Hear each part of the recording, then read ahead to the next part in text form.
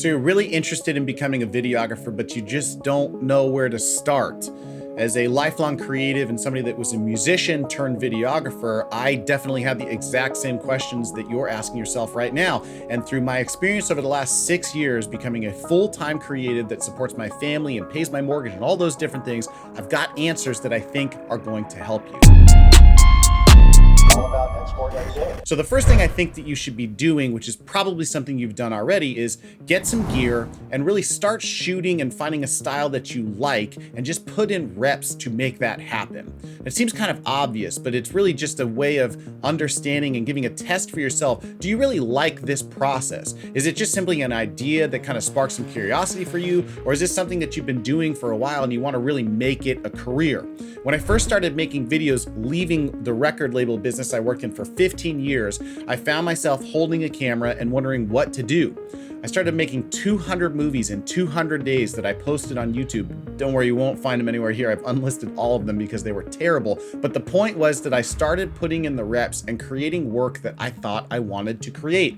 It gave me a realistic framework of what was involved in doing that, and it gave me the other opportunity that was so important, which is having my friends and colleagues see that work and ask me for opportunities to expand what that looks like. Opportunities to show up on set for free, opportunities to help light projects, to help edit projects, do certain things that continue to push me forward into that world that I thought that I wanted to be in. And thankfully, I continue to affirm that this was a great choice for me and a great choice for my family and how we would work this thing out.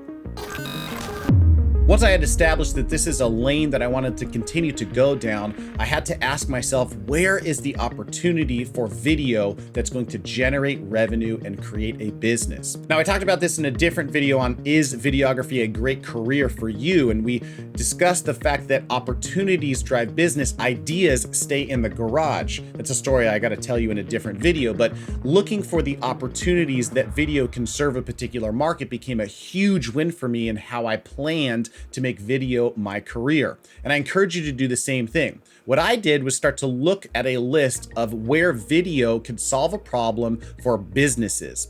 And I started to create this list of where is video going to be used. Now, thankfully for you guys, you don't have to look at my silly list. Skillshare actually put one together, which I think is very valuable. And you can see all of the different areas where video might play a role in a client or corporation, and you can start to hone in on the niche that you want to serve.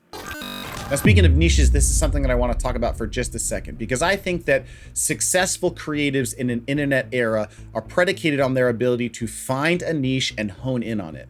Now, what I mean by niche is kind of multifaceted. There is the technical niche. You hold cameras, that's one step, but you need to go a little bit further down. You hold cameras in a food videography standpoint. That's a good niche to be in. Now you want to go down even further. You do super slow-mo cameras in a videography setting for food videography. You use things like Phantom Flex 4K or the Chronos camera, those sorts of things. You have so much more opportunity when you niche down that far, because there's only certain amounts of competition for you to be playing in. And if you're the person that is the super slow-mo person in food photography and food videography, you're probably going to get a lot more phone calls or opportunities to work if you're that specific. Oftentimes, creatives think that they need to be generalists and serve a huge market segment, but that's just not true. The more that people don't understand what to call you for, the less the phone rings. As you start to figure out exactly what makes you tick and gets you going as a creative, really put a focus on niching down as far as you possibly can and serving those areas as best as you can. Become the expert within those areas, and you're apt to win more often than you're not. Another great place to start when you're thinking about videography is really honing in your ability to tell a story. We really need to make sure that we have that top of mind. The story is king in all of these situations, and you're there to solve a problem and serve your client.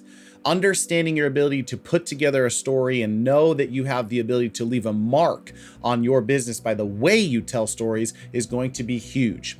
This goes hand in hand, in my opinion, with understanding the soft skills necessary to deal with clients and tell better stories. How does compassion and empathy play into what you do? Do you understand how to work in a difficult, tight situation? What is your directorial roles when you're behind a camera, asking questions? All of these soft skills, emotional IQ, that's the difference between lifelong career creatives and people that just gave it a shot for a couple of years.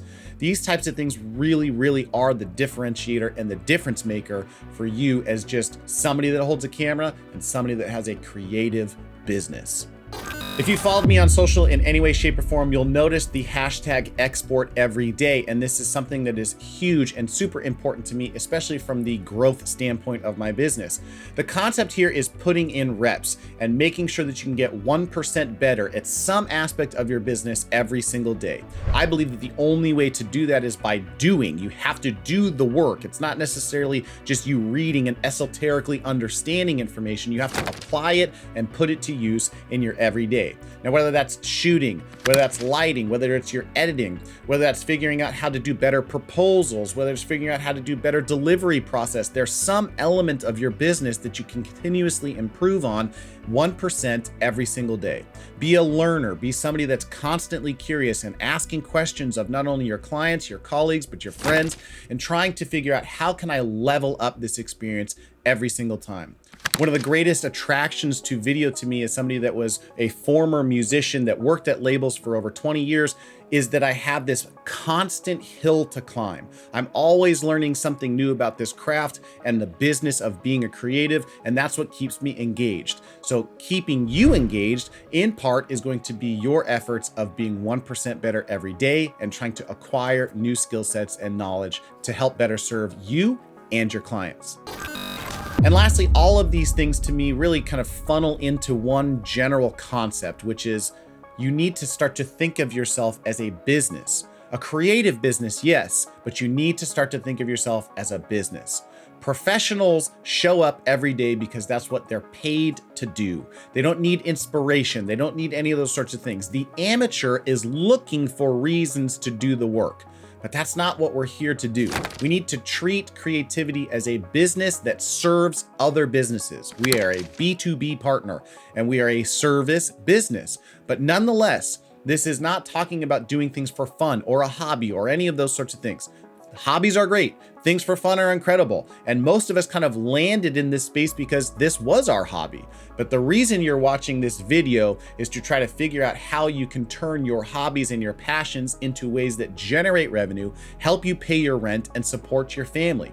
And thinking of things from a business perspective is going to be helpful. Understanding of basic fundamentals of accounting, understanding that you are not only part of the marketing arm of most of your clients, you need to have a strong understanding of how marketing works and how you can use that to tell stories, understanding what branding looks like, really taking a deep dive into business strategies and looking at these things so that you have an understanding of how to communicate with your clients and effectively apply those same concepts to your own business. Now, all of this stuff may seem overwhelming. You clicked on a video on how to start as a videographer, and I'm giving you high-level 5 to 10 year solutions and things to think about. It's all an incremental process, and it's things that are going to at least plant the seed for you to be thinking long-term. If this is something that you're into, we run a mentorship group with the Ambitious Filmmaker Network where we have several different solutions and options for you to dive deeper into these concepts. You can see one of those links in the description below. But with that in mind, ladies and germs, this is the wrap on that particular video. If you like this video, like the damn video. I post content on a weekly basis on filmmaking tips and the business of being a creative. So that's something that you're into. If you found value from this video, hit that subscribe button, ring the bell for posting notifications so I can see you around here more often. And if you've got more questions on any of the concepts I laid out here, put them in the comments so I can make future videos to better serve you guys as the Teegarden community. I hope you guys enjoyed this one. I'll see you guys next week. Peace.